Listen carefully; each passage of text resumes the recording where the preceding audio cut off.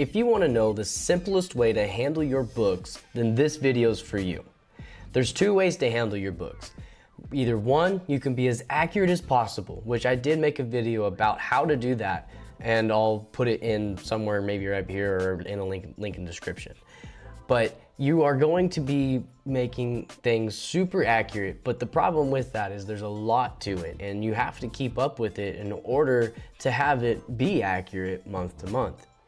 The other way is you don't care about accuracy. You just want to be IRS approved and not get in trouble if you ever do get audited. This is what we're gonna go over in this video here. And honestly, for Amazon sellers, especially book sellers who most likely won't go over 25 million in revenue, they are going to be the ones that will choose to go to this method. Is I've talked to the sellers at the Books and Beyond conference who are doing millions of dollars in revenue, and they are still doing the simple method because it's just tried and true. So let's dive into computer.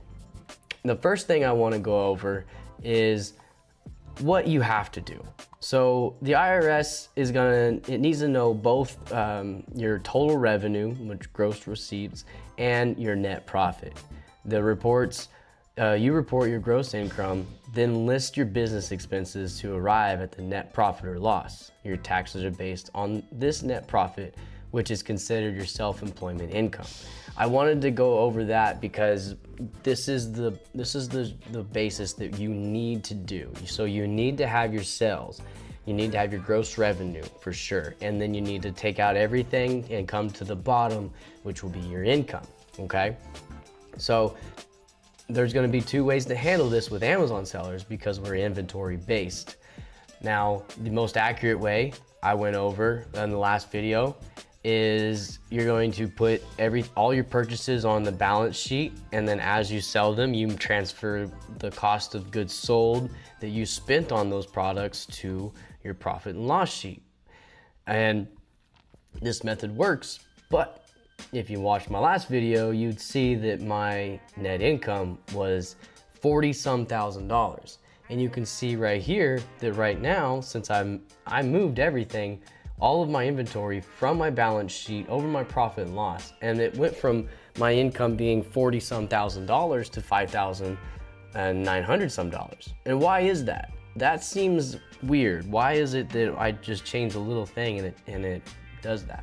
Well, it's because my inventory, I am now just putting it underneath COGS and putting it on my profit and loss sheet right away. So my total cost that I've spent on all of the products that I'm selling this year is $29,000. And the reason why this is an important thing that you need to consider is because as of right now, I'm writing all of this $29,000 off this year because it's a COGS. It's reducing my income. And so in order for it to be simple, I'm just putting it on COGS, and I'm not worrying about putting it on my balance sheet and then doing the calculation of where my inventory would be, where I think it'd be like right here or something, where my inventory is at on my balance sheet, and then figuring out where it's at on my valuation of what I actually have, which I use Sellerboard for. That's complicated. What we want is simplicity. So every time my card gets charged, I have it attached to QuickBooks and I just throw it into the COGS. This is just writing it off that year that I spend it.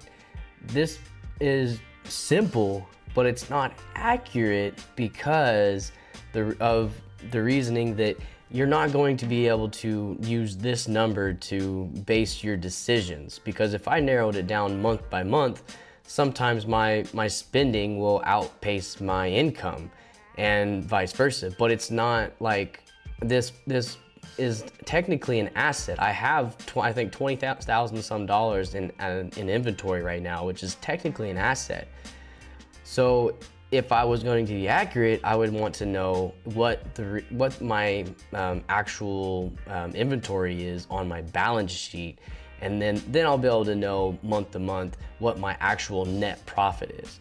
But instead, I'm just putting it all into onto my profit and loss sheet. That way I have an understanding of mainly so I can write it off this year, and it's simple. I know exactly how much I spent. I don't need to move from balance sheet expenses over to profit and loss expenses. This is, or profit, I guess, balance sheet inventory over to profit and loss expenses. This is a little confusing, I understand, and if you have questions, let me know down in the comments. But this is the main difference right here for an inventory-based business, is how to make it simple. And this is completely IRS approved. You do not need to put all of your COGS into the inventory if you don't want to. This is considered cash basis, and you're just taking the write-off this year. Where this gets to be a problem is that, say you decide to stop buying products next year. Well, then you no longer have any cost of products to offset your income that's coming in. So you're going to have a lot larger income next year if you just didn't buy any more products. And that would, you'll be hurting next year if you did that. But as long as you understand that, and you are, not planning on stopping buying, then you're completely fine. You're not going to have like a large bill next year unless, like I said, you decide to stop. Another thing that you need to do, if you want simplicity, I have chosen to go to purchase a A2X subscription, which is just a mediator between Amazon and QuickBooks, which A2X pulls the data from Amazon and puts it into QuickBooks for me. So I know my exact sales number. My revenue number is right here. And then I'm, minus out the refunds. And then it also adds in Amazon fees and FBA fees, amongst other things. You do not necessarily need to do this. The A2X subscription, I am paying $59 a month for, so it is not cheap. But if you want to know your Amazon sales month to month, then you have to do it. And you want to know your Amazon fees and FBA fees month to month, then you have to do it.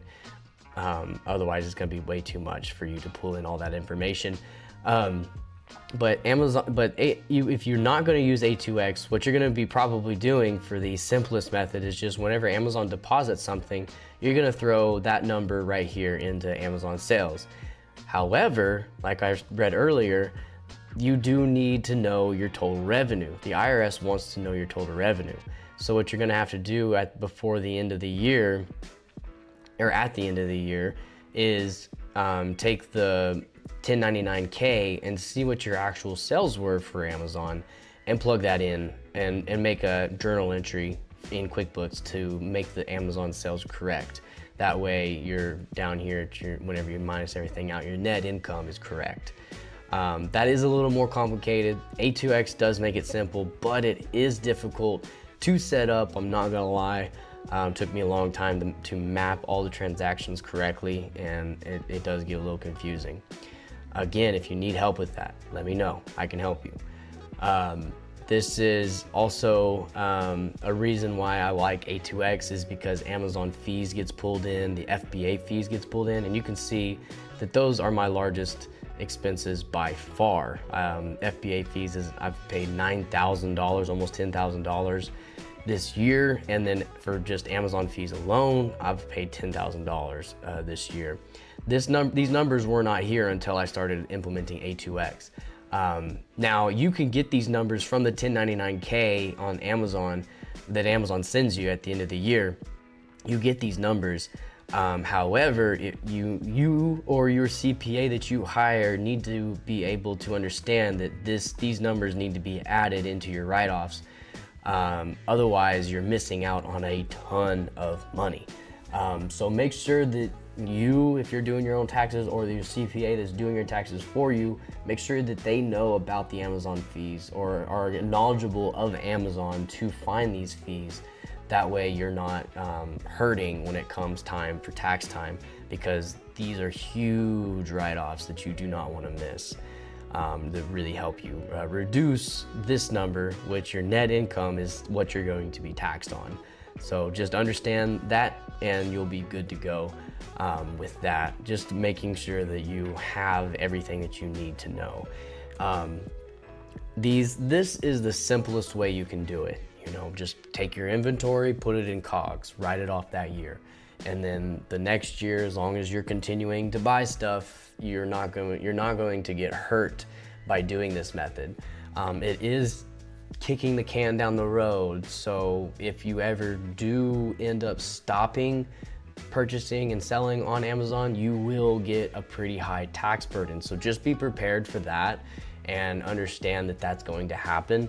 That way you're not caught off guard by it, because if I, next year decided to sell off all $20,000 of my inventory and I didn't buy anymore, well, I'm gonna be paying whatever revenue that $20,000, was given to me, or sales I had made. I'm gonna be paying that in taxes, whatever revenue I made off of that 20,000, and it's gonna be pretty steep. So, this is the simplest way, and it is the way that I suggest most sellers do it, and this is the way I'm going to be doing my books, is just putting my inventory on my profit and loss sheet. But I am using A2X, that way I pull in all those numbers. I don't want to miss any of those numbers. I want to know my Amazon sales at the top, and that's just the main things that I'm going to be doing moving forward. I did do the accurate method, and if you do want to watch that, I'll have it at the end of this video right here, because it is the most accurate way that you can possibly do it, but it is not the way that I think that everyone should do it, but you let me know. Let me know down in the comments how you're going to do your accounting.